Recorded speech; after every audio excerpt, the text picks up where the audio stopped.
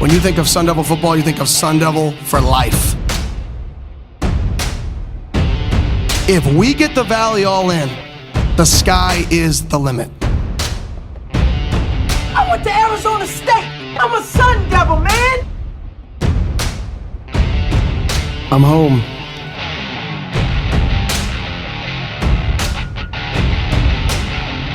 Hello, Sun Devil fans. Brad Denny with 3TV, CBS 5, and the Speak of the Devils podcast here. Welcome back for another episode of the Speak of the Devils Sitdown series, where I bring you in-depth one-on-one conversations with key players, coaches, and other figures within Sun Devil athletics. 2022 was a tough year overall for the Sun Devil defense, but one bright spot was the emergence of Ro Torrence as one of the Pac-12's best cornerbacks. A big-bodied transfer from Auburn, he flashed lockdown ability, registering 8 pass breakups in his 9 games played.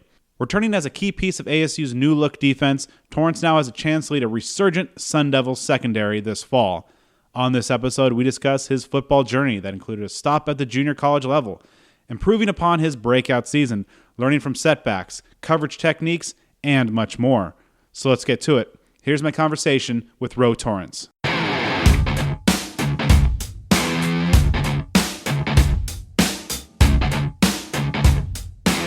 All right, Ro, so let's start off with one of my favorite moments of covering these spring practices.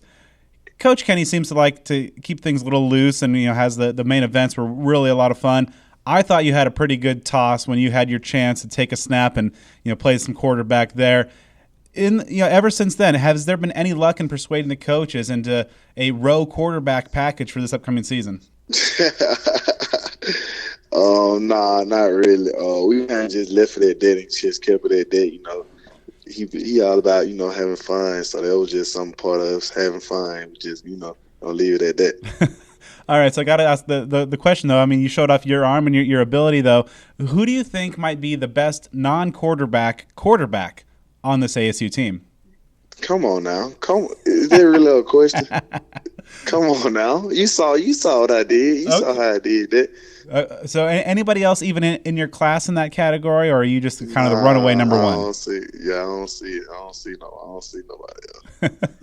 All right. So obviously he kept things loose. What was it like for you, just kind of as a player, to have that vibe in spring ball of just marrying the competitiveness with just kind of that fun, loose atmosphere? I mean, it was different for sure. It was different, but it was something that I liked. It honestly, it was something that ain't never been done. And his whole agenda was changing the culture, and I feel like that's what it really did. It changed the culture. It made everything better, made everybody closer. And it just made practice better. It made practice fun. It ain't just the same old. You doing the same thing every single day because they get bored sometimes. And it's it keep you on edge. You never gonna know what the main event gonna be or who it's gonna be. So it's something to look for. You always got something to look for at practice type thing. So I feel like it was a plus. No, you had kind of a breakout season a year ago, and obviously, in a time when a program's turning over a coaching staff, sometimes players jump in the portal, explore their options, but you stayed put, you stayed a Sun Devil. What was it about talking to Kenny Dillingham and his vision for this program, his vision for this defense that really kind of had you bought in and staying in Tempe? Honestly, it was just a trust thing. We talked a lot, we did a lot of talking, and I really just wanted to see how it was gonna go. So I stayed the course and I liked it. I ended up liking it these past 6 months.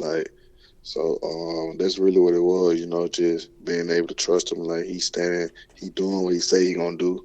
Everything he said he was gonna do, he did. So he a man of his word. And like I said, I trust. It was just that really made me stay. Now, you obviously have that trust factor with your new head coach, and obviously he's a guy that likes to have fun and keep things loose. I see him, with some good-natured trash talk with some of the guys, whether it's about his golf game or playing spades in the locker room. What do you have a favorite Coach Kenny story already in these first 6 months, or something that kind of resonates for you about your new head coach? Favorite man. Let me think right quick.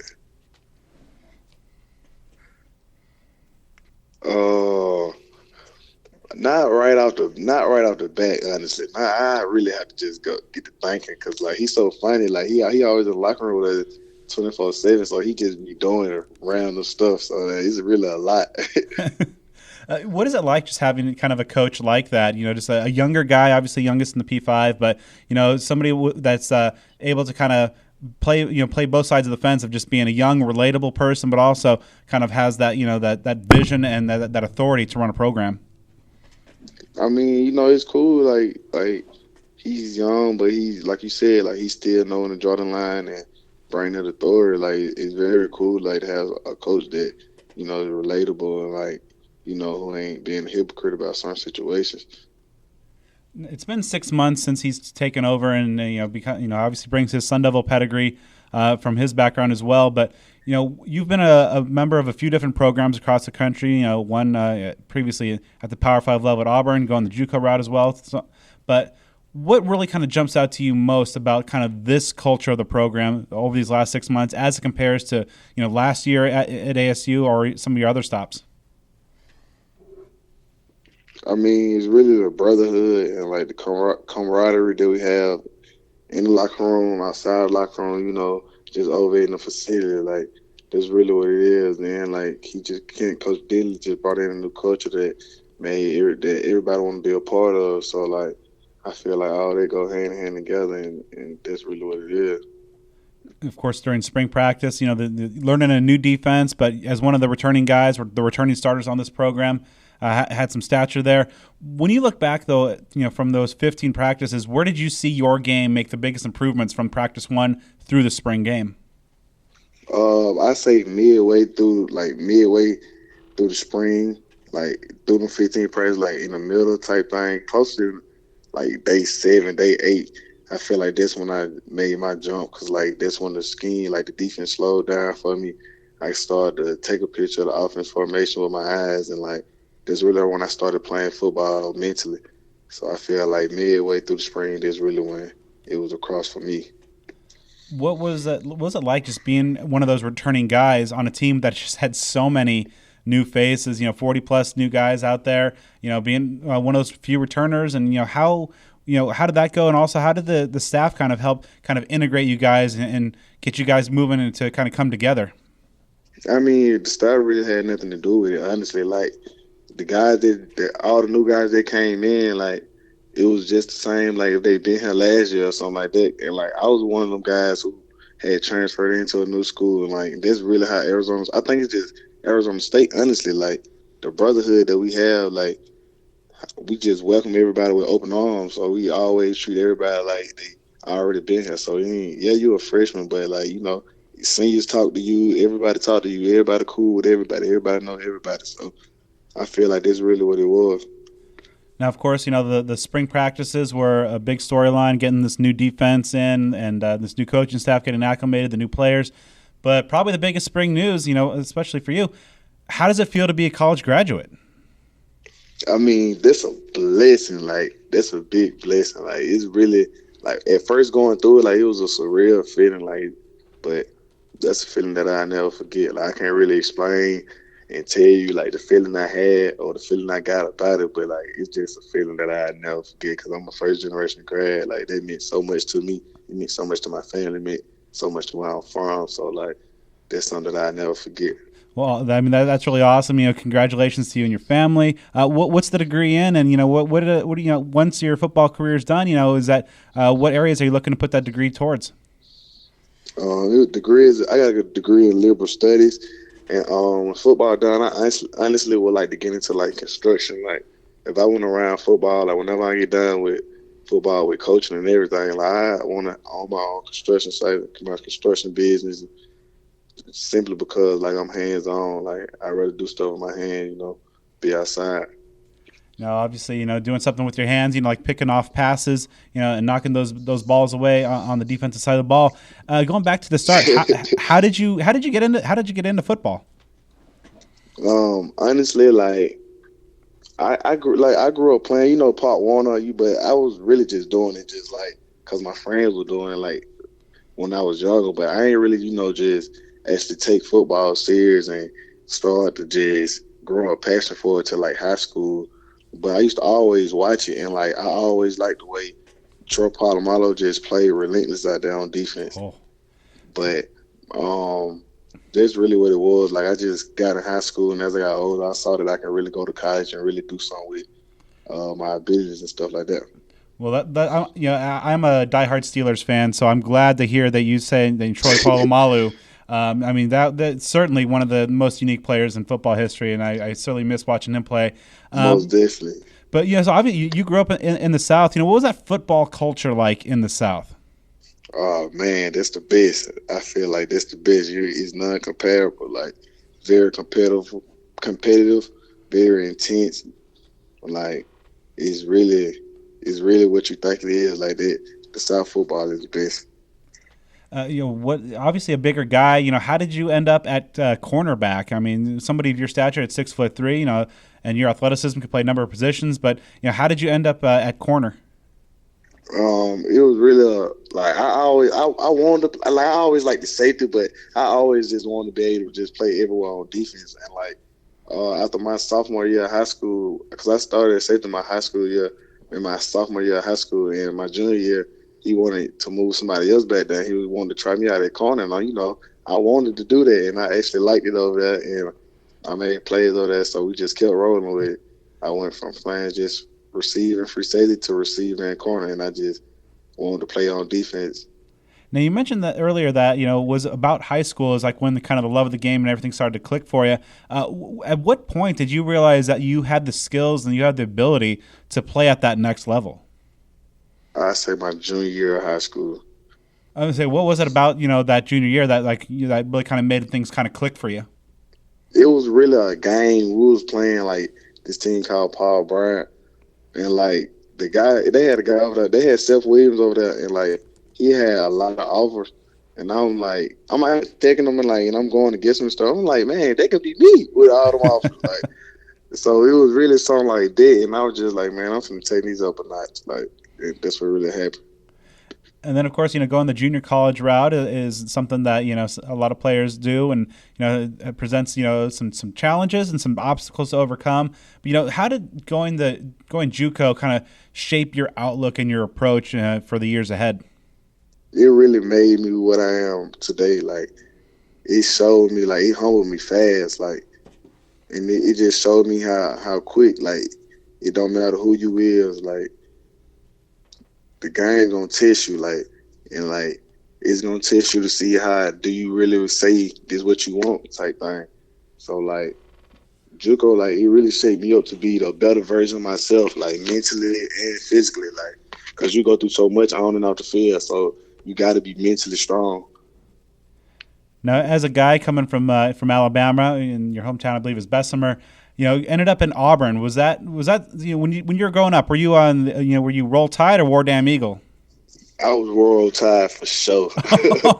So how did things go over when you became a Tiger?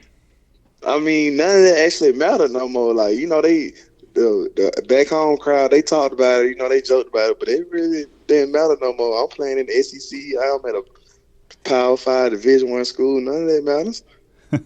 And I'm at home. I'm 2 hours away from home too. So like. So what was that experience like though? Playing in the SEC and playing at that level, and kind of what were some of the big takeaways that you had from your time at Auburn? That experience, it was crazy. Like just to be there and like you grow up watching these on Saturday morning at 10 o'clock in the morning, 11 o'clock in the morning, like and now you on college game day. So like that just was a feeling that the experience, that whole ride, it was just something that, I was always looking forward to. Now I enjoy every moment of it. I never took none of it for granted. Some takeaways, it just really just staying apart, like not getting caught up in the outside noise and like just staying apart, like staying focused. And then ultimately you decide to hop in the portal. What were some of the reasons why you decided to kind of explore your options elsewhere for the remainder of your career? Honestly, like, me and the coach really just came to an agreement that, like, we should, cut this off and go our separate ways type thing. But like, I honestly feel like I handle business when I'm away from home. I feel like I do better when I'm away from home. So that was just really just something in my head. And then obviously you have some options out there to further your career. Why was Arizona State the right time and the right place for you? When I came on a visit, like, Coach Herm and the whole staff, like they just really made it feel like home. Like I know that's what they supposed to do when they recruit somebody, but like the stuff we talked about and the way we talked, like I knew like this was the place. Like this is it right here for me. Then I got a team. Like I seen the team. I interacted with the team, and like I told you, it's just something about the brotherhood. Like they just got that brotherhood about them. Like everybody be on the same thing. So I feel like that's really what it was that made me come here.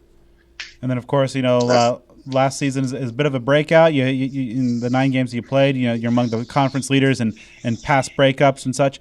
When you look back at your 2022 season, what were some of the things you thought you did well, and some of the things that you think you could improve on going forward?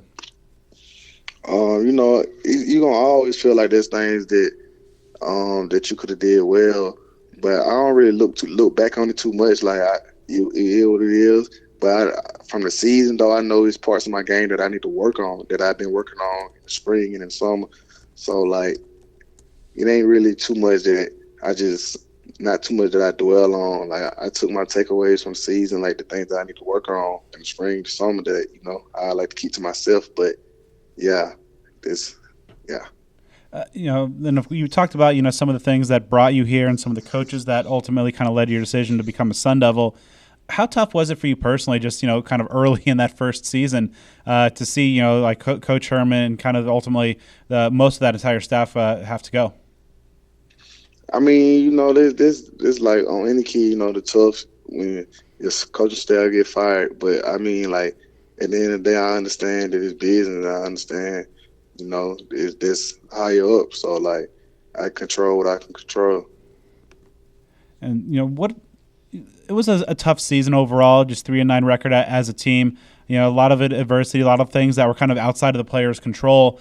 Going through that adversity, what were some of the lessons and things that you think helped kind of shape you and get you and your teammates stronger for the years ahead?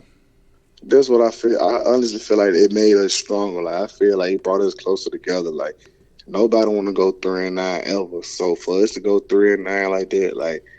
This spring and this summer grind, like you got everybody on the team because everybody want to be better. But like going through that, like, it was hard. That was tough. Like just going through that season with the whole coaching staff change and still losing game. Like it was just a lot. Like, so, we did it happen. We leave it in the past, but we still playing with that chip on our shoulder. And, of course, as one of the returning players, one of the returning starters, and also just one of the standout players on this team, do you see yourself stepping up as a leader, especially on the defensive side of the ball, where you had guys like Kyle Soley, Merlin Robertson, guys that had been in that leadership role? Now that they're gone, do you see yourself kind of stepping up and filling that void? I mean, honestly, like I can lead the back end, but like I can. I just let it. I'm honestly just gonna let it go how it go. I can see myself doing it on the back end, but I'm honestly just gonna let it play out itself. All right. So, and then obviously this is a brand new defensive scheme. Gone is what you guys ran last year. Brian Ward in as your defensive coordinator. Overall, what do you feel are kind of just the overall biggest changes in the scheme from last year to what you guys are running now? I mean, it's a lot. Like the whole thing changed. Like the whole thing, we do a lot of moving around that we didn't do last year. We do a lot of stuff. We do a lot of different stuff. So it was something that I had to get used to. But I feel like it made the defense better. It made the team better. It seems like there's a lot more aggressiveness and a lot more pressure being brought by this defense and kind of watching you guys in action during the spring practices. What is it like just knowing that, this is finally, kind of last year it didn't seem like a whole lot of pressure was being brought. This year seems a complete opposite. What is it like just kind of seeing this defense bring more pressure, bring more having a more of an attacking mentality on the quarterback, and what that means for you guys in coverage? I mean, I like it. I know I'm a man corner. I know I'm there, man coverage. As long as the blitz get there, we're going to be in coverage 3-4 seconds, and that's good. We all going to get paid. And then, of course, learning from new position coach Brian Carrington, for a guy who's making has great success on the recruiting trail and kind of a first-time position coach at this level. What are some of the things that kind of have jumped out in working with Coach Carrington so far? I mean, he's a players coach. Like he do everything for the players. He want to see us win. Like he makes sure we good. He makes sure our body taken care of, and like he just pushes us every day. When it's time to go, it's time to go. But like he a good, hard working coach. Like he's ready, he's young, and he got that fire in him. You're one of the guys that's coming back as a returning starter, but there's a lot of young, talented corners or corners that have been around for a little bit that haven't maybe have yet to have a chance to shine and step up. What's it like, in that cornerback room? What's that kind of dynamic with so many talented guys, obviously vying for those reps? I mean, it's competitive. Like we all know that he's on the two corners can go out there, and I started last year, but it's a different year. We got new faces. The jobs up for grab, and the best two gonna go out there. No matter who the best. Like what happened last year, that's last year. So, I mean, it's very competitive. We keep each other up. We don't let none of us get down on ourselves. So, like, we still got that brotherhood in between, that competitiveness. Some new faces along in the back end though too. Who are some of the kind of the newcomers that really kind of caught your eye over the course of spring? Montana was one of the guys. Montana Warren was one of the guys that stood out to me, like, on the back end. Like, he just a young guy full of energy, full of fire, and he's ready to go. I can see in the future him being one of those ones. What's it like just going from that, that last year's defense, now that you have 5 guys back there in kind of the base of that 4-2-5, some versatility. You obviously have the experience at corner, but some new faces back there like, Shamari Simmons, Xavier Alford, as well as some of the returning guys like Jordan Clark, Mason, Ed Woods. What's that dynamic like? Some of the biggest differences now having a 5-man secondary as opposed to what you guys ran last year. I mean, it's more DBs on the field. Like, we trying to limit the quarterback to throw the ball. So, I mean, like, it helped other guys get on the field, honestly. So then when you're looking at, the group of pass catchers that you guys are going up with in practice, a lot of very talented receivers, obviously guys like Elijah Badger, Gio Sanders are back, some newcomers, some guys at tight end, Jalen Conyers, Messiah Swinson among them. Who are some of the more difficult guys to match up with in coverage? I mean, none of them guys. I don't look at it like, how you just, I don't know. Anyways, like, they are some good guys. Like, I can get competitive with all of them, but like, there's not really one guy one of them just stand out to me. But like, all of them come to work. Like, I don't really go on the slide too much to see Gio or the tight ends. I see Elijah Badger and Xavier and Troy a lot. Like, they all some good guys. They all got different things. Like, I can't play them all the same. Like, I know I got to play them all different because they do different things. Like, they 3 different receivers who know how to get open 3 different ways or multiple ways. But so yeah, I just I guard everybody different. I guarded Jalen Conyers and Messiah a couple times in the boundary. They some big guys and big tight ends. They pretty tough to guard. But outside of them just being big, like, I just compete. We just line up and compete. Iron sharpening iron. What are some of the ways that you adjust, based on, perhaps the receiver you're in coverage, obviously doing some film prep, for an opponent during a game week? What are some of the things that you adjust in terms of your technique or your approach in order to kind of, get the best results for different types of receivers? Like, depending on who I'm going against, I know, and if I can know if I can be aggressive or not. I know, like, or if I, like, in certain things, like what he like to do, what he do well. I know it. I know what this receiver do well, so I know what I need to do it. Like, certain things like that, like just leaning on the small things and small tips, like the feet work thing. Like, it just got good feet work. He got good routes. Is he good getting out for press? Type things like that. So it let me know what I can do and what I don't need to do. Type thing. No, a lot of that stuff, so much of what goes into what fans ultimately see on game day is like done, but kind of behind the scenes with the work you guys put in the film room. What are some of the ways that you kind of approach the preparation and the mental side of the game, to make sure that ultimately when you have to do it physically on game day, that you're ready for it? I watch film a lot, but I'm more of a visual learner. Like, I grab a trainer or get up with the DB assistant and like go out on the field and go over what I just watch for an hour, 2 hours or whatever. So like, This really where my preparation come from. Like, taking what I watched in the film room to on the grass. Like, Obviously, one of the ways that college football has really kind of changed in the last few years, obviously, is NIL. What's your view of NIL from a player's perspective, and kind of what place it has in today's game? I mean, it changed college football a lot, but I honestly feel like this is something that should have been in place a long time ago. But I'm just happy that it's here now, and I got to experience it. But I like it. Obviously, you guys are hard at work getting ready for this upcoming season, but it is the off season. What are some of the ways that you like to kind of decompress and kind of recharge outside of football? I like getting massages, and I like to just sit in my room and play the game. Honestly, like just no football. Don't think about no football. I do that like on weekends sometimes. Like, so them my ways of just decompressing away from football, like getting deep massages, playing the game, and sleeping a lot. Honestly. Rest is important. So obviously, this is you're from the South. You're here in Tempe, and this is a question I posed to BJ Green a little bit ago. I'm kind of curious your answer. What's something from the South? Maybe a food spot or something that you think Tempe really needs. This spot called Wings Heaven. It's called Wings Heaven in Alabama.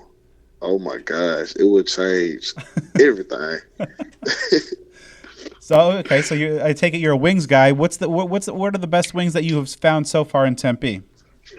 Valley Wings. They the closest I'm gonna get to the crib, so that's why I go a lot. Okay, that's interesting because I did a podcast with Coach Carrington a while back, and I was asking him what food spots he liked here in town, and first thing out of his mouth was Valley Wings. So I guess it's got to be maybe a corner thing for you guys. It may be. Valley Wings do go crazy though. I got to give them a shot. So that's a couple of guys raving about them. So I'll definitely give that a shot here soon.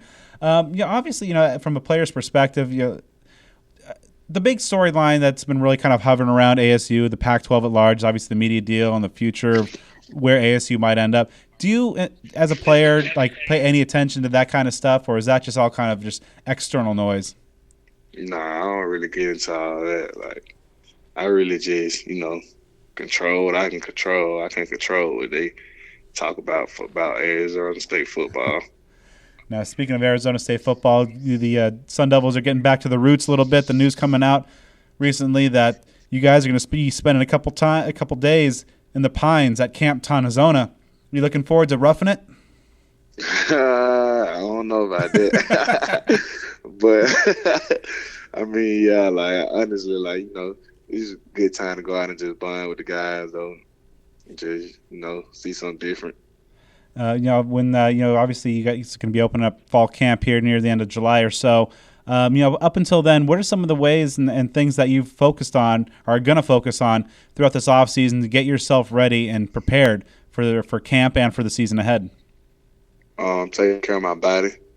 I understand we're gonna have a long season. I got a long season ahead, so I need to start taking care of my body right now, eat right, get the proper rest. I need to start doing that right now, so when the time comes for the game and the season, I'll be okay. I'll be able to still play and perform well. And obviously, looking ahead, to this fall, what are some of the goals and expectations that you have for yourself that you want to perform and you want to put out there for the Sun Devil Nation in 2023? Be looking for a future All-American Conference, first team All-American. I'd like to thank Ro for taking the time to talk with me for this episode. I'd also like to thank Jeremy Hawks of ASU Media Relations.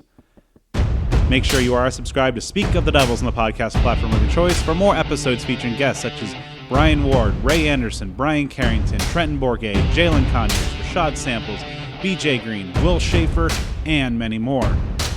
And also be sure to follow me on Twitter and Instagram at bdenny29.